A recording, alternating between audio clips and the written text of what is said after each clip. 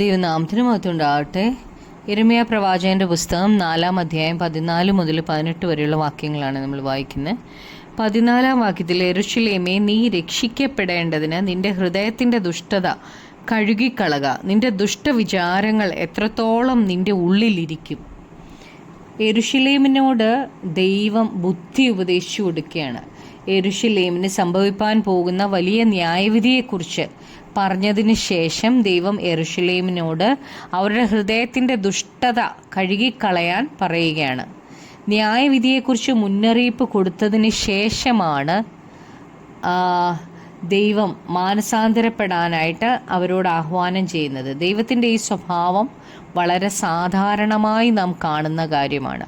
എന്നാൽ ദൈവത്തിൻ്റെ മുന്നറിയിപ്പ് ജനം തള്ളിക്കളയും. അതുപോലെ തന്നെ മാനസാന്തരപ്പെടാനുള്ള ആഹ്വാനവും അവരുപേക്ഷിച്ച് കളയുകയാണ്. എന്നാൽ മാനസാന്തരമുണ്ടെങ്കിൽ തന്നെ പുറമേയുള്ള മാനസാന്തരം മാത്രമേ അവർക്കുള്ളൂ. ഹൃദയത്തിന് ഒരു മാറ്റവുമില്ല. അവരുടെ ഹൃദയത്തിലെ ദുഷ്ടവിചാരങ്ങൾ അവരുടെ ഉള്ളിൽ തന്നെ ഇരിക്കുകയാണ്. ദുഷ്ടവിചാരങ്ങൾ നമ്മുടെ ഹൃദയത്തിലൂടെ പോകാം, എന്നാൽ അവ ഉള്ളിലിരിക്കാൻ നാം സമ്മതിക്കരുത്. പക്ഷി തലയുടെ മുകളിലൂടെ പറക്കാൻ നമുക്ക് അനുവദിക്കാം, പക്ഷേ നമ്മുടെ തലയിൽ കൂട് വെക്കാൻ അനുവദിക്കരുത്. യെരൂശലേം ദുഷ്ടവിചാരങ്ങൾ അവരുടെ ഉള്ളിലിരിക്കാൻ അനുവദിച്ചു. ഒരു ദുഷ്ടചിന്ത നമ്മുടെ ഉള്ളിലൂടെ പോകുന്നതല്ല. ആ ചിന്ത നമ്മുടെ ഉള്ളിലിരിക്കാൻ നാം അനുവദിക്കുമ്പോഴാണ് അത് പാപമായി തീരുന്നത്. പിശാചിന് നാം ഇടം കൊടുക്കരുത്. പിശാചിനോട് നാം എതിർത്ത് നിൽക്കണം, എന്നാൽ അവൻ നമ്മെ വിട്ട് ഓടിപ്പോകും എന്നാണ് വചനം പറയുന്നത്. നമ്മുടെ ശരീരം ദൈവത്തിൻ്റെ മന്ദിരമാണ്. ദൈവത്തിൻ്റെ പള്ളിയോ അമ്പലമോ ഒക്കെ എന്ന് പറയുന്നത് നമ്മുടെ ശരീരമാണ്. ഒരു കെട്ടിടത്തിനകത്തല്ല ദൈവം വസിക്കുന്നത്, നമ്മുടെ ഹൃദയത്തിലാണ് വസിക്കാൻ ആഗ്രഹിക്കുന്നത്. ഈ മന്ദിരത്തെ നശിപ്പിക്കുന്നവനെ ദൈവം നശിപ്പിക്കും.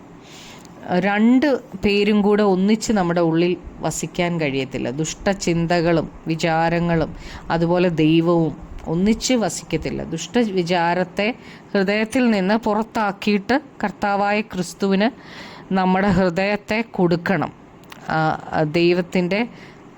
ദൈവത്തിന് വസിക്കാനായിട്ട് നമ്മുടെ ഹൃദയത്തെ, കർത്താവിനെയാണ് നമ്മൾ താമസിപ്പിക്കേണ്ടത് നമ്മുടെ ഹൃദയത്തിൽ, ദുഷ്ടചിന്തകളെ അല്ല. 15 മുതൽ 17 വരെയുള്ള വാക്യങ്ങളിൽ, ദാനിൽ നിന്ന് ഉറക്കെ ഘോഷിക്കുന്നു, എഫ്രയീം മലയിൽ നിന്ന് അനർത്ഥത്തെ പ്രസിദ്ധമാക്കുന്നു.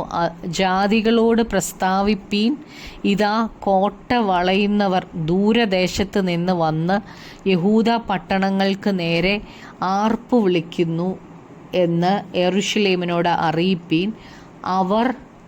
അവൾ എന്നോട് മത്സരിച്ചിരിക്കൊണ്ട് അവർ വയലിലെ കാവൽക്കാരെ പോലെ അവളുടെ നേരെ ചുറ്റും വന്ന് വളഞ്ഞിരിക്കുന്നു എന്ന് യഹോവയുടെ അരുളപ്പാട്. അപ്പോൾ യെരൂശലേമിൻ്റെ നേരെ വന്ന ശത്രുക്കളെക്കുറിച്ചാണ് ഇവിടെ പറയുന്നത്. ശത്രുക്കൾ യെരൂശലേമിനെ വളയുകയാണ്.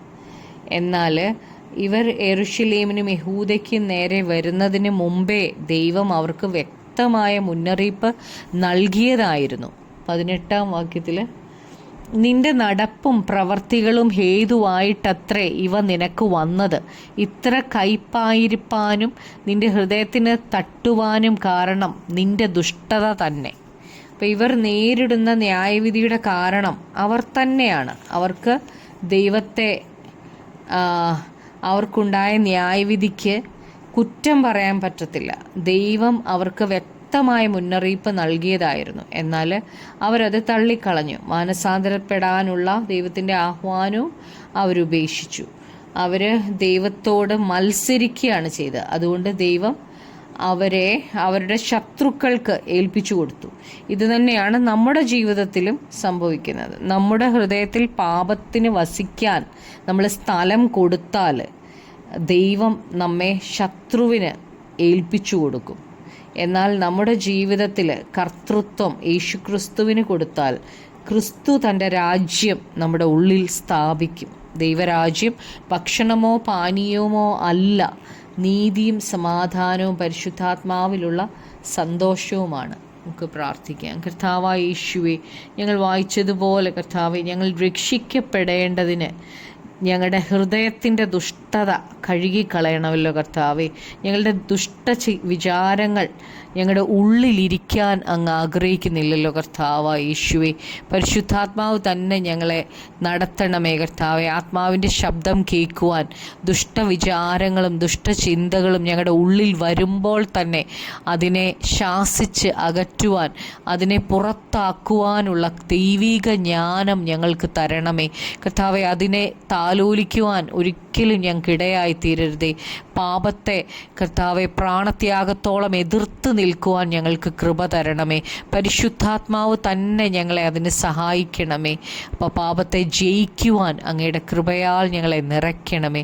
കർത്താവിൻ്റെ വരവിൽ ഞങ്ങൾ എടുക്കപ്പെടുവാൻ കർത്താവെ, ഞങ്ങളുടെ മരണം വരെയും കർത്താവെ അപ്പോൾ അങ്ങയുടെ ഇഷ്ടം ചെയ്ത് ജീവിക്കുവാൻ ഞങ്ങളെ പഠിപ്പിക്കണമേ അപ്പാ. ഞങ്ങളുടെ പ്രാർത്ഥന കേട്ടതിനായി നന്ദി. യേശു ക്രിസ്തുവിൻ്റെ നാമത്തിൽ തന്നെ. ആമേൻ.